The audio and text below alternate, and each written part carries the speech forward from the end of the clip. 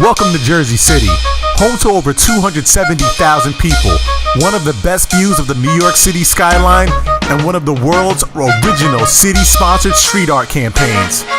I decided to do a deep dive and find out more, so I talked to some local officials and one of their artists.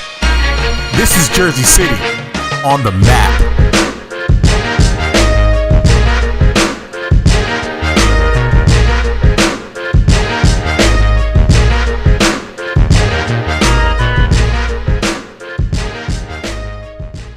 If you could, state your name and exactly what you've helped with the mural program in Jersey City. My name is Will Power, and I basically help with, I guess I'm a coordinator, like advisor when it comes to street art and craft. And I actually did maybe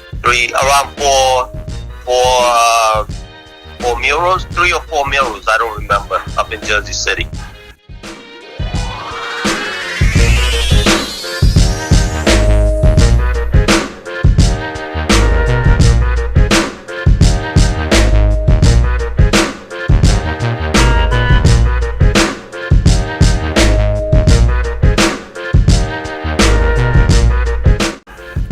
Do you know where they're located exactly? Yeah, one is on, I think it's 555, right next to 555 Sunday Avenue. Okay. We did, Brookhack gave us a long wall, like it was just short, but long wall. Right. We couldn't figure out what to do with it. So we thought of an idea, you know, I'm into hip-hop, I'm a b-boy, so everything I do usually pertains to hip-hop. I promote the culture. Right. Every chance we get. I actually decided, because the wall was short, where I could almost look over it, but it was long, so I decided to create 3 trains out of it, connect to each other. And then we did a graffiti piece that say, hip-hop express Hilltop.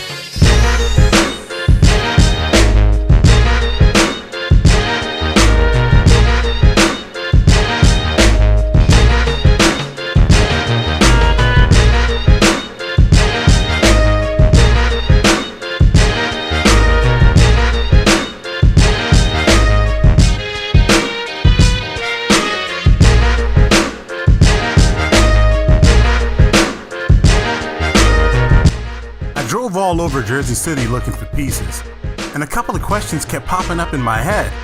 How long has this been going on? And how did they get the city to agree to this? I decided to go to the Department of Public Works to find out. Okay, what is your name, position, and how long have you been working on this project and for Jersey City? My name is Brooke Hansen. I am the director of the Jersey City Mural Arts Program. I have been with the city of Jersey City for going on 6 years this July. And I created the Jersey City Mural Arts Program in the fall of 2013. My name is Meenakshi Dash. I'm the Deputy Director and Co-Curator of M.A.P. I've been working with Brooke and the team since early 2015. How long has the mural program been in progress, like from conception to execution? So I was assigned the Mural Arts Program as a project in July of 2013 when we first took office with the Fulop administration. Yes. And, it took several months of sort of figuring it out. There are so many tiny details that you could never imagine that go into putting a mural up. And so we sort of had to kind of, learn it on the job. So it was several months of figuring out, how do we budget this? How do we access walls? How do we access artists? How do we get the art to fit the neighborhood? So our first mural was the long-lost Lenape Trail, which is on the corner of Summit and Grand. It was painted by 2 local artists, Pawn and Emilio Florentine. And that area, the Lenape Indian area. Yes. And that's why Communipaw has its name. And so when that was one of the first walls we had access to, I'm like, well, we need to do something, that's Native American themed here to commemorate this thing. And so that was really like our first, for myself, this was a new program for me, and it was really kind of the first example I saw of how energizing public art is.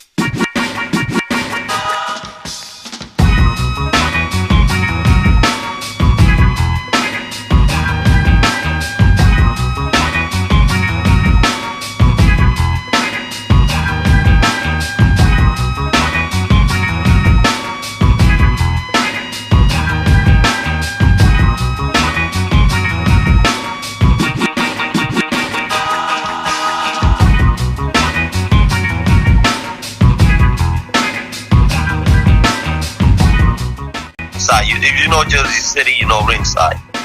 We're doing a mural there. So Mario say, what you gonna do? I say, I'll do a Tyson piece.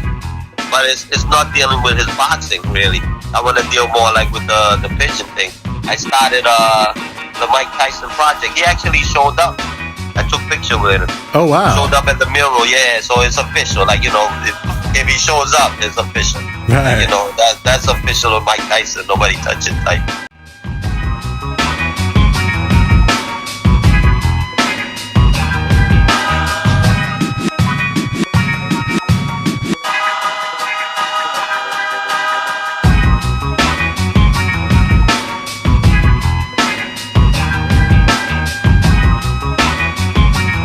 Okay. What is your favorite piece? That's a tough one. It's, you know, I feel like every time like a handful of new murals go up, you know, you just love them all. I mean, A lot of times, so we each have our favorites. Right. A lot of times I have my favorites because of the way the artist has worked on the mural. Okay. One of them had never been to the US before. It was their first time. They came down, they painted this beautiful mural called Stop the Drop to kind of go with Jersey City's Stop the Drop, and they Right. painted it in 2.5 days. And one of those days they were rained out. my older favorites was a piece done by local artist Furman Mendoza. Yeah. And in fact, this was his first mural. But, you know, but it's also that our program is to work with everybody. We want it To to be a encourage training them. ground. We Right. want to be everybody's first large mural or first large scale mural. It's on the corner of Ocean and Oak. And it was a vacant basketball court. It was blighted. It was, you know, suffering from all the things that vacancy brings. And so Furman was there, and he was sort of measuring up the wall, getting all his logistics ready. And a young boy said, you know, what are you doing here? And he said, oh, I'm going to put a mural up. And he had this design. And the design was, you know, sort of the image that you see when you're coming out of the Holland Tunnel into Jersey City. Yes. With sort of brownstones here. And then it was this beautiful silhouette, like, you know, and all just shaded in the night. And he said, well, can you put my mother up there? And he's like, sure, bring me your mother. So they lived in the neighborhood. Right. And he brought him his mom. The artist That's photographed her. amazing. And that is her face on the mural. That remains one of my favorite because it just shows just those interactive processes that are inherent in the public art world. Yeah. You know, artists come in and they are place specific. So whether they flew in here from South Africa or Brazil, they want to know about the neighborhood, Yeah. the people who live there, the people who pass by. Yeah. And so there's always something, you know, specific to that neighborhood that leads into the pieces that they paint, even if it's not on their original proposal that they sent us. I think India Square, Hellbent's mural, if you haven't seen it, No, not is yet. a perfect example of reflecting the community. It's this 6-story building that's been, he specializes in doing prints of fabrics. Right. And he has draped this enormous building with a painting of different fabrics inspired by Asian textiles. Oh, wow. And it's really, the whole community Stunner. is crazy about it because it finally kind of reflects their The people in the roots. community. Yeah. We're going to Yes. pause for just a second because Sure. we have a minute and I don't want to cut you off. So that's pretty much, I mean, what I can tell you, do you need to know anything else that you might need for your... For my little documentary? No, because you're gonna be like a demi narrator. Right? Absolutely, so well said.